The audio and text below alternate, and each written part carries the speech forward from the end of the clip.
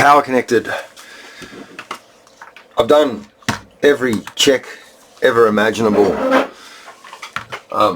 right out to the limits of what is sensible. But now that it's plugged in and turned on, the LEDs here is lit. The LED on the power LED is lit up. The two LEDs on the board that are supposed to show 5 and 12 volts are lit up. I don't know how they're set up actually. They've got different forward voltages. I wonder if it was back to front, if one of them wouldn't light and one of them would explode. It's really not clear. But putting that to one side and trying to ignore how fiercely bright they are, maybe I can put a Q-tip over them. There is an opportunity here for one more paranoia check. So pin 14 of the 68,000 should be 5 volts. So I'll pick up ground off the bottom of the board here, hello, over here, and I'll work my way around to pin 14. So you start and you go anti-clockwise, I think is the way it goes. 1, 2, 3, 4, 5, 6, 7, 8, 9, 10, 11, 12, 13, 14. And there it is on the multimeter. 5 volts. So 5 volts is at very least going to the right spot there.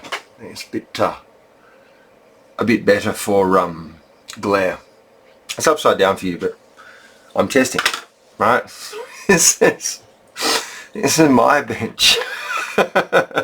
So there's 5 volts. Now this operational amplifier up here, I've got a turn pin socket because I'm going to try a much better op amp in there. It's pretty easy to beat the one Commodore used. I'll use the default one for openers, but I'll pull it out and try something flash in there at some stage and see if I can hear any difference. I probably won't hear any difference, that is.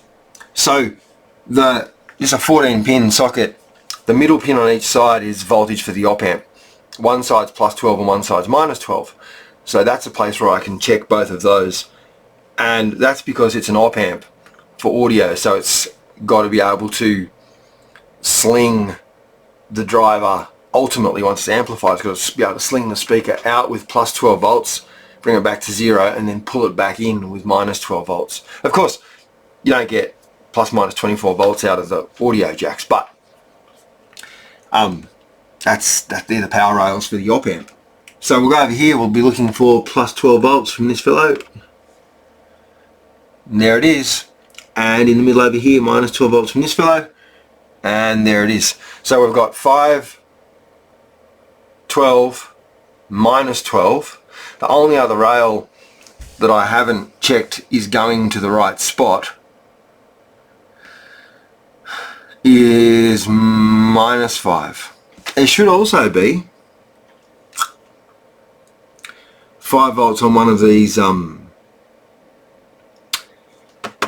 joystick pins, and this fuse here, head in the way, I've used a resettable fuse, only 100 milliamp one. I've found that they never trip with anything I've plugged into my other Amiga 2000 that has one of those in it. 200 milliamps might have been okay too, but they're just so easy to trip. And the traces are wide. I think a 4 amp fuse came for it, so it'll incinerate this, even though they're a bit slower to trip. But what I should find over here on this fellow is the 5 volts heading to the joystick ports. And there it is. The minus 5 volts probably heads up to the serial port or something up the back. Maybe goes somewhere else, but with everything else being right, and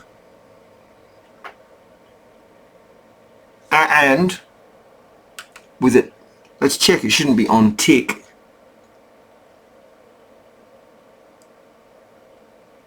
Well, that's just sitting at 5 volts, that's interesting.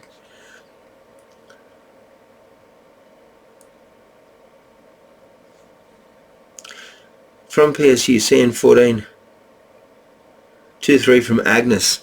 So it should be connected to the Agnes, that should be connected to the PSU.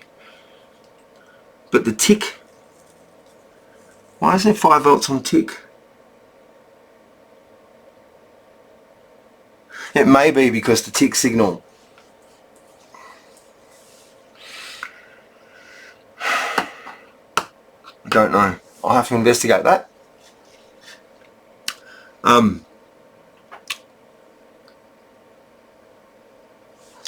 Tick should be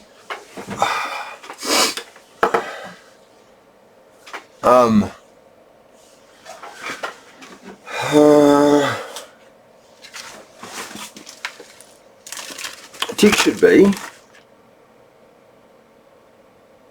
pin 14 on this connector. It's this one right down the end here.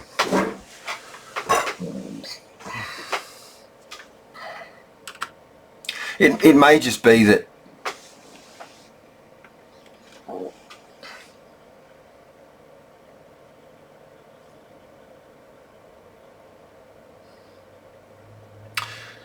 fascinating.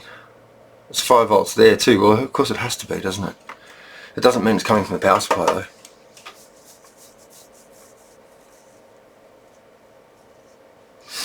Alright, well I'll have to investigate that further.